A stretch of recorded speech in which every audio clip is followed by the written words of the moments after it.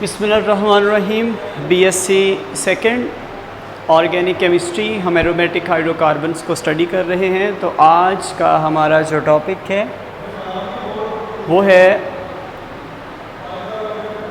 Nomenclature of aromatic hydrocarbons. Remember that aromatic hydrocarbons को classify करना, nomenclature उनकी naming करना, उनको नाम देना, ये इतना सादा नहीं है जितना बाकी स्ट्रेट चेन या ओपन चेन हाइड्रोकार्बन्स को। So there are some complications. हम उन कॉम्प्लिकेशंस को स्टडी करेंगे और मैं कोशिश करूँगा सिंपली इस चीज़ को एक्सप्लेन कर पाऊँ।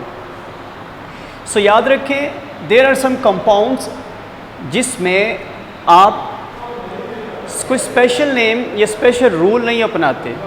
जो सब्स्टिट्यूएंट या मोनो सब्स्टिट्यूएंट अटैच हुआ हो बेंजीन के ऊपर, उसी के हिसाब से उसको नाम देते हो। मसलन this will be ethyl benzene, this will be chlorobenzene, it will be nitro benzene. So कुछ कंपाउंड्स में आपको स्पेशल नेम्स देने की ज़रूरत नहीं होती। आपने सिर्फ सब्स्टिट्यूएंट का नाम और साथ पेरेंट नेम के तौर पे बेंजीन बोलना है, जैसे ethyl benzene, chlorobenzene and nitrobenzene. But कुछ सब्स्टिट्यूएंट्स ऐसे हैं जैसे ही वो बेंजीन के साथ मोनो सब्स्टिट्यूट होंगे, ultimately they will give a specific name to that aromatic hydrocarbons. Like it could be the methyl benzene but it is called toluene. It could be hydroxy benzene but it is called phenol. It's nitrobenzene, it is methoxybenzene but it is also called anisole. This is acetophenone,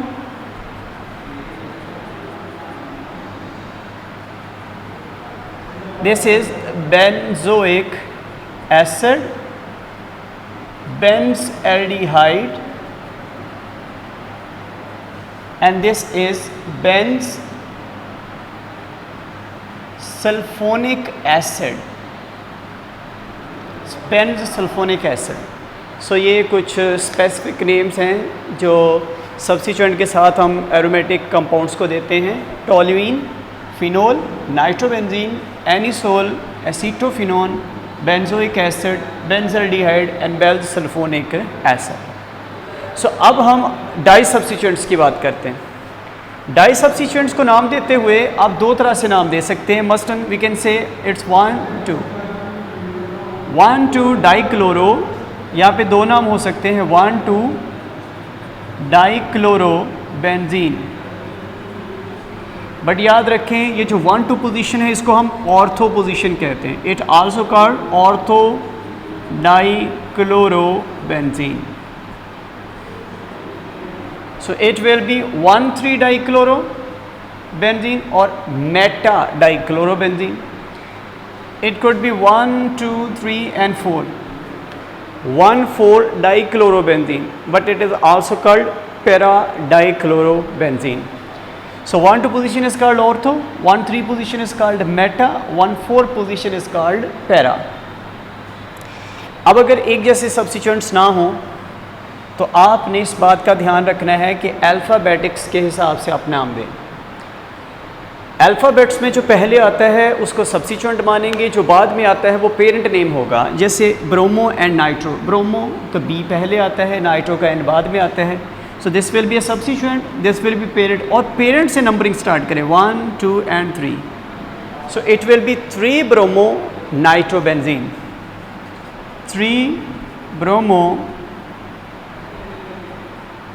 nitrobenzene. So chloro का सी पहले, iodo का आई बाद में। सो this will be a parent name and this will be a substituent. 3 chloro iodobenzene. Nitro का N बाद में, nitro का N बाद में, आयोडो का आई पहले। So this will, nitro will be a parent name and iodo will be a substituent.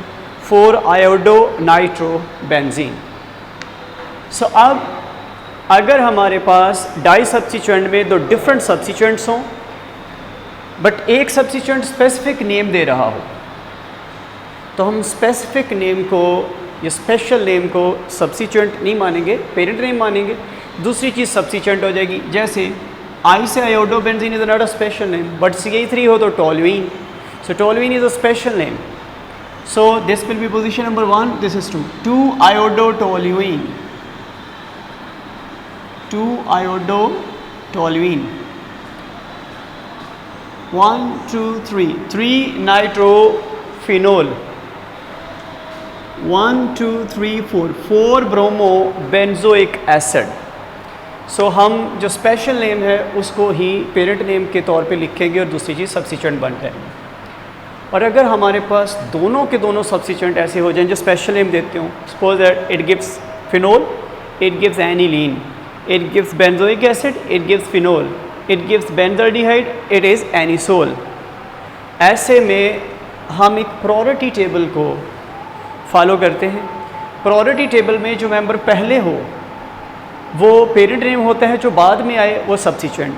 अगर priority table जो हम छोटी क्लासेस में हम उसको स्टडी कर चुके हैं, जैसे COOH पहले आता है, OH बाद में आता है, OH पहले आता है, NH2OH के बाद आता है, एंड सो ऑन, CHO पहले आता है, OCH3 बाद में आता है। सो इसको हम यूँ लिखेंगे 1, 2, 3, 4, क्योंकि प्रायोरिटी टेबल में NH2 बाद में आता है तो इसको हम बोलेंगे 4-aminophenol। It will B 4-aminophenol। सो यहाँ पे बात करेंगे, it will B position number 1, 2, 3, 4। It is 4-hydroxybenzoic acid। 4-hydroxybenzoic acid। 1, 2, 3, 4।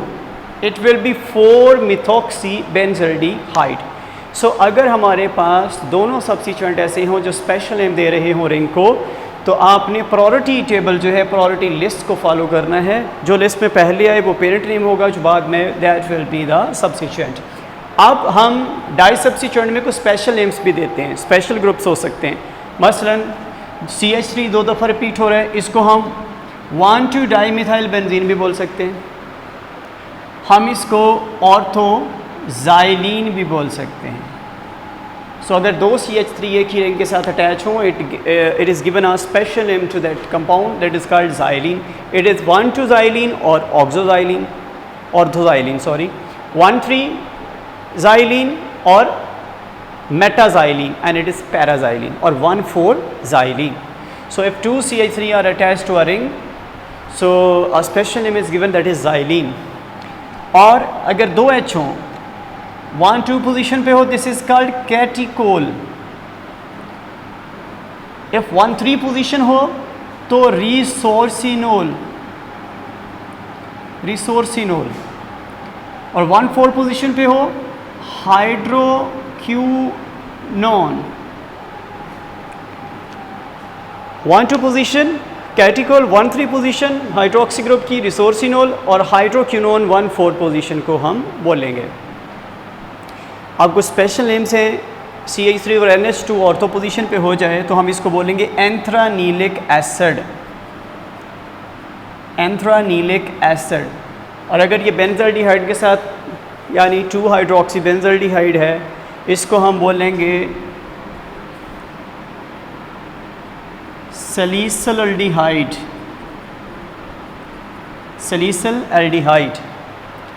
और अगर इट इज़ NH2, अगर ऑर्थो पोजीशन पे NH2 हो ऊपर टोल्यूइन के साथ, तो इसको बोलेंगे ऑर्थोटोल्यूडीन।